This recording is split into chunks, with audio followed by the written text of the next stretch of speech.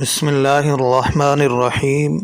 پیارے طلباء کرام، السلام علیکم ورحمۃ اللہ وبرکاتہ۔ اسلامیات لازمی دہم کا سبق احادیث نبویہ خاتم النبیین صلی اللہ علیہ وآلہ وسلم کی ویڈیو پیش کی جا رہی ہے۔ سبق میں موجود احادیث کا ترتیب وار ترجمہ اور تشریح کی جائے گی۔ احادیث کی تشریح کتاب میں موجود نہیں ہے، اس لیے اپنے سامنے کتاب کھول کر توجہ سے سنیں اور پوائنٹ نوٹ کریں۔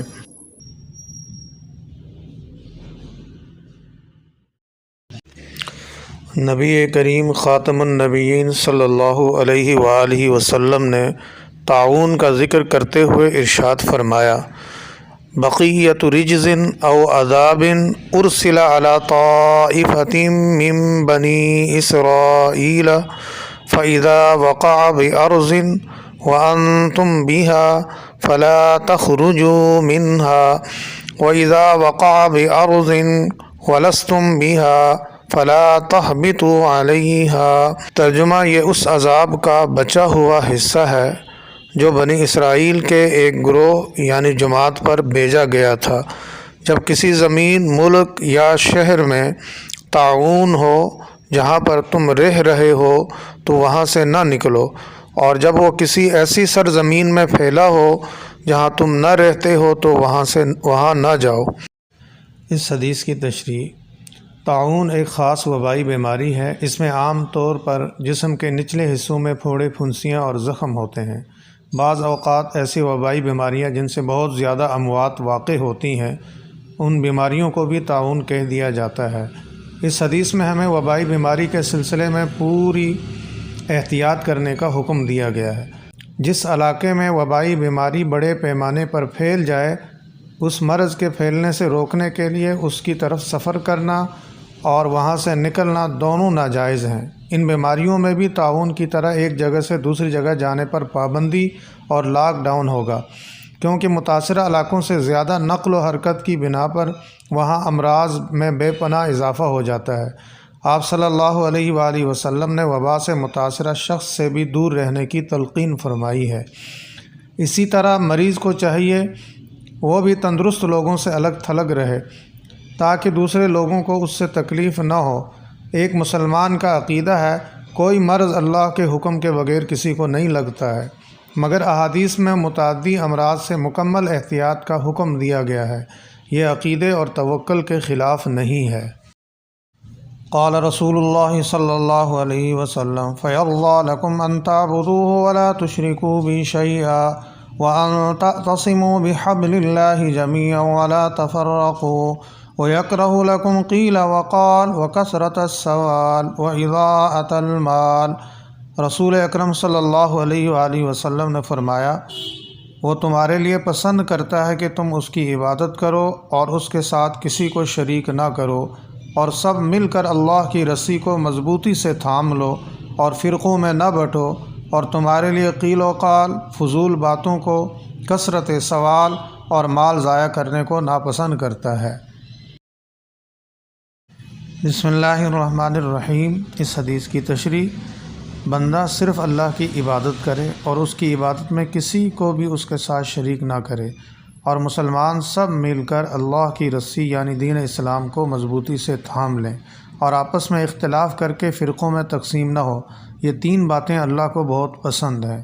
اور فضول باتیں جس کا دنیا اور آخرت میں کوئی فائدہ نہ ہو، اور بغیر ضرورت کثرت سے سوال کرنا، چاہے مالی ہو یا غیر مالی، اور مال ضائع کرنا جو اسراف کہلاتا ہے، اور اسراف کرنے والے کو شیطان کا بھائی قرار دیا گیا ہے۔ یہ تین کام اللہ کو ناپسند ہے، ان سے ہمیں بچنا چاہیے۔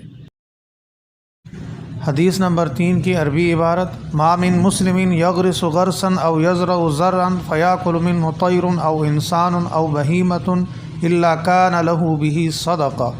ترجمہ: آپ خاتم النبیین صلی اللہ علیہ وآلہ وسلم نے فرمایا کہ جب کوئی مسلمان شجرکاری یا کاشتکاری کرتا ہے، پھر اس میں سے کوئی پرندہ، انسان یا حیوان کھاتا ہے تو اسے صدقہ و خیرات کا ثواب ملتا ہے۔ شجرکاری یا کاشتکاری صرف دنیاوی عمل نہیں بلکہ اس پر صدقہ و خیرات کا ثواب ملتا ہے، نیکی اور ثواب کا کام ہے۔ درخت لگانا صدقہ جاریہ ہے، درخت لگانے والے انسان کو اس کا ثواب ہمیشہ ملتا رہتا ہے۔ پھلدار درخت سایہ کے ساتھ ساتھ خوراک کا سبب بھی بنتے رہتے ہیں، اور یہ خوراک جانور اور انسان دونوں کے استعمال میں آتی ہے۔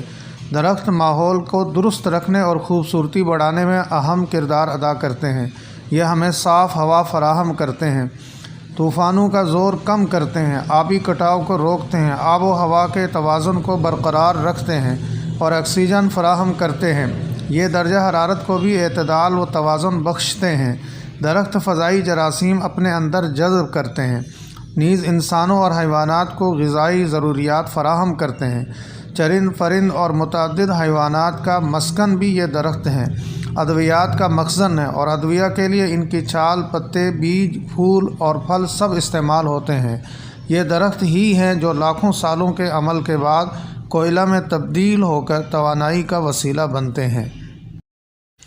حدیث نمبر 4 کی عربی عبارت: من کان یؤمن باللہ والیوم الآخر فلا یؤذ جارہ ومن کان یؤمن باللہ والیوم الآخر فلیکرم ضیفہ ومن کان یؤمن باللہ والیوم الآخر فلیقل خیرا او لیصمت۔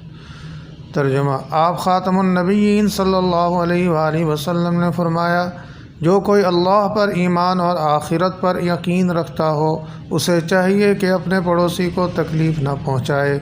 جو شخص اللہ پر ایمان اور آخرت پر یقین رکھتا ہو اپنے مہمان کی عزت کرے، اور کوئی اللہ پر اور یوم آخرت پر ایمان رکھتا ہو وہ اچھی بات کہے یا پھر خاموش رہے۔